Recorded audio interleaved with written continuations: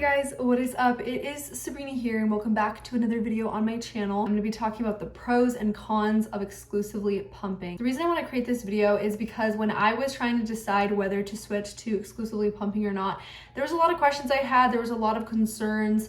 I wanted to know if it was worth it or not. I have some videos on my channel that I get into more in depth on why I chose to exclusively pump. And so I'll link all of the videos that have to do with baby feeding and everything down below.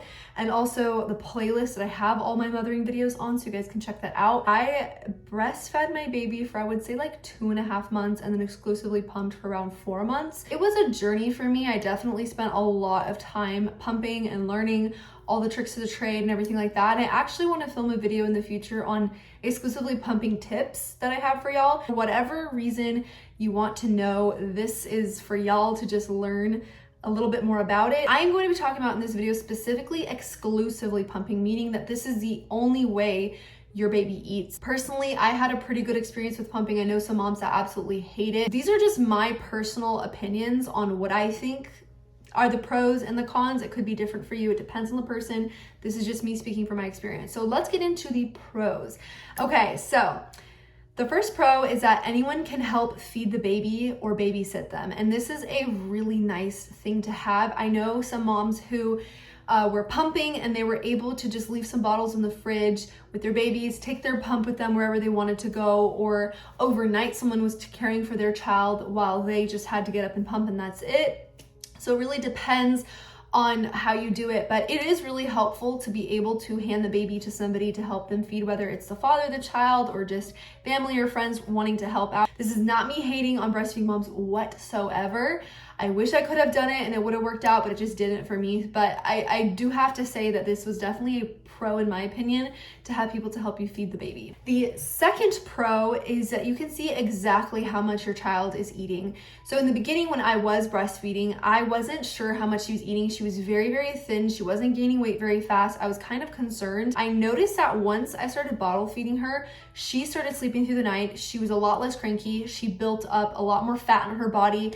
And so that's not always the case for everybody who bottle feeds, but it was for me. I definitely liked the fact that I knew exactly how much she was taking in. I knew how many ounces, and I had a rough idea of like how much I needed to have in the bottle if I was to leave the house. It's just a little bit of a peace of mind to know. Number 3, maybe this isn't like a safe thing to do, but you can pump and feed a bottle while you're driving and when you're out and about. This was so much easier to me because I remember like being in the car on the way home from the grocery store just pumping casually, and I was doing one at a time. And I know there's hands-free pumps too that probably worked way better. Mine wasn't, and I was still able to drive just fine with it, but it was nice to be able to like do that in the car and kind of multitask so I didn't have to do it at home. Additionally, it was nice to be able to feed the baby in the car. Again, some moms just don't feel comfortable feeding their baby while driving. I didn't mind. I would just like reach back and give her a bottle while driving. And it's a funny story. I actually got pulled over one time and I asked for speeding, and I asked the cop, like, is it illegal for me to feed the baby with a bottle while driving? He's like, no, just be careful about it. So anyways, it's up to you if you want to do that. Number 4 is that you can be more flexible with your pumping schedule because you don't necessarily have to run off their hunger. When your baby is hungry, when you breastfeed, you have to feed them right then and there, right? Like they're hungry, they need the food.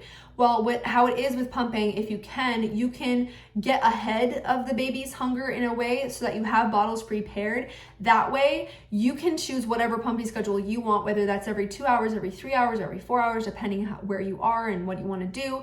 It's kind of more flexible because you're running off your schedule and not the baby. And then whenever the baby's hungry, you just feed them. I always just fed my child on demand. Like whenever she was hungry or wanted food, I gave her the bottle. I didn't go on a schedule with her, but I was on a schedule with my pumping, and I think that was really convenient to not have to necessarily only feed and empty my breasts when she wanted it. Whether you're trying to increase supply or decrease supply or stay in the same place, that's really convenient with pumping because you get to choose when you do it, as long as you just have milk available for your child when they need it. You can build a freezer stash with oversupply. Now, you can definitely still do this while breastfeeding. I know I did. When I was breastfeeding her, I was also capturing stuff in a hawka or pumping a little bit to empty out completely. It didn't feel like extra work. Like, you know, when you breastfeed, you're done and then you like pump extra. It's like, okay, well now I'm doing both. And it was kind of a little hard, but if you're exclusively pumping, you're already doing it. Number 6, and this is something that was true for me, maybe it isn't for everyone, but pumping sessions are always consistent and easy. When I was breastfeeding, I had a lot of issues latching her onto me. I was using like a little nipple shield that was so annoying. It kept coming on and off. It wasn't gonna be like a hard session where she just latched and unlatched. Like, it was just simple. You pump, it's consistent, you know what you're getting into every single time, and then you feed them with a bottle. And I just love that way more. It is a wonderful option for mothers who are struggling to latch their babies or have experienced breastfeeding issues. I really wanted to provide her with my milk. I wanted to feed her breast milk, but it was just such a difficult time to get her to latch. She was always stressed out. I was always stressed out. It just never really worked out. We worked with so many lactation consultants, and it was just such a roller coaster of emotions for both her and I found that when she was bottle fed and I was pumping, our relationship was just so much better. I was able to enjoy her. She was able to eat well. I loved how pumping always empties out your breast completely. For the most part. I don't have to sit here and wonder, is my breast empty? Is it not? When babies are breastfeeding, sometimes they fill up quicker than other times. Sometimes they don't want as much, so they might leave some milk in the breast. I struggle with mastitis so bad. I had it twice severely and 4 times mildly, so 6 times total, and it was an absolute nightmare. For me, it was essential that I empty out my breast. And so with pumping, I was able to do that. I was able to make sure it all came out. I didn't have to do the whole breastfeed first, then empty out with a pump. So these are kind of the things that I love about exclusively pumping. Obviously, breastfeeding is a very intimate, close thing that you do with your child to connect with them, and you're not going to necessarily get that from pumping. It doesn't mean that you're not going to bond to your child or that there's going to be some sort of like disconnection between you for the rest of your life. That's absolutely not true. There are so many benefits from your child breastfeeding on you. That is the natural way God made it after all. However, if your overarching worry and fears that your child's not going to bond or develop the same, don't worry about that. How you love your child throughout their entire life, how you treat them matters a lot more than the way that you feed them when they're a baby. So don't let that stress you out. But there is that to consider, is that you're not going to necessarily have the same exact experience and memories. Now, granted, there were very, very few moments that I was like, oh, this is so precious while I was breastfeeding her. The majority of the time for me, it was stressful and I did not like it, and neither did the baby. It was a whole mess. For some women, it is the most like beautiful, touching thing in the entire world to do. And if that is you, then I'm so happy that that's something you get to experience. To get into the cons, one of the first things is that if your baby needs you while you're pumping, you may not be able to immediately get to them. Now, this does really depend on the pump that you use, because there are hands-free pumps that you just tuck into your bra and you can walk around and do whatever, and that's awesome. There's great technology now. However, if you do have a pump like I do that has like wires, it can be a little harder. It definitely wasn't as simple as like, oh, just breastfeeding the babies with you in your arms. Like, you can literally attend to their needs when they're on you. With pumping, it is going to be a little bit more difficult. You could also just put the baby very close to you or on your lap or something. Just lay on the couch and have the baby on you. That way they're right next to you. The next con is that there are going to be more parts and bottles and pump parts to clean, obviously, because you're pumping. And so this definitely is going to take a little more time, but I have heard of people making it super complicated and like sterilizing each and every single piece every single time in the middle of the night on the go. That is not the way I did it. I've heard of some people taking the pump and instead of even washing it out, they just stick it in a Ziploc bag and stick it in the fridge, and the fridge keeps the excess milk on the pump clean. It doesn't go bad or anything like that, and then you can just use it again. I personally would rinse it out and rub it with a little bit of soap. When I was out and about, I actually wiped my pump clean with wipes. And so maybe some people are like, oh, that's not going to disinfect it, it's not going to sterilize it, whatever.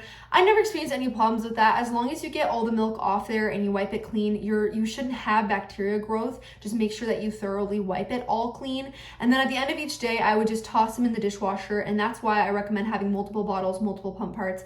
But you are going to have pump parts. You are definitely going to have more to clean and more to wash. The third con is having to transport the pump and all the parts everywhere you go. So I had my diaper bag, which was like a backpack style, and I would have to stick the pump in there with all the parts every single time. I only chose to pump like one at a time, which is a lot more inconvenient as far as time goes, but it was way less parts to take with me because I only had to take one fixture. There was one time I forgot to take my pump.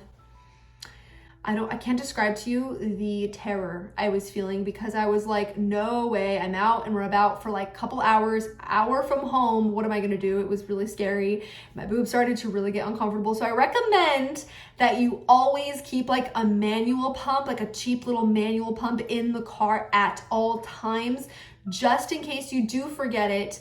That way, you're not gonna be dying in pain, okay, and risk mastitis or clogged ducts. Trust me, I've been there. Number 4 is storing unused milk out and about. This can be sometimes a problem. It depends though, especially when it's hot in summertime, can be a little bit stressful because you don't want to risk bacteria. One thing I did do though, and again, I just film a whole video on like tips and tricks with exclusively pumping because I got my tips for y'all, but we essentially had a little mini fridge, like super tiny little fridge, like probably this big, and we would plug it into the car and it would stay cold, and that's where I would put my milk. We would go on road trips for sometimes 5 hours. One of them was like 10 hours, and we had that thing, and every single time I pumped, I would put the milk straight into the fridge and it kept it cold in the car. It was $45 from Amazon.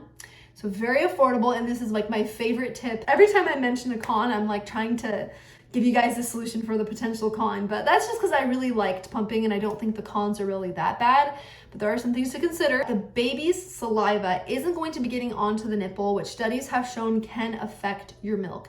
And so I don't think this is a serious issue at all, but there have been certain studies, maybe I can find them and link them down below, or you can just look them up. But essentially they say that when the baby's saliva gets onto the mother's nipple, they believe that the body sends signals based on what the baby's saliva is telling them to create or curate the milk in a certain way, offering more immunity in some areas, offering more nutrients or vitamin in certain areas, depending on what the baby's saliva is deficient in.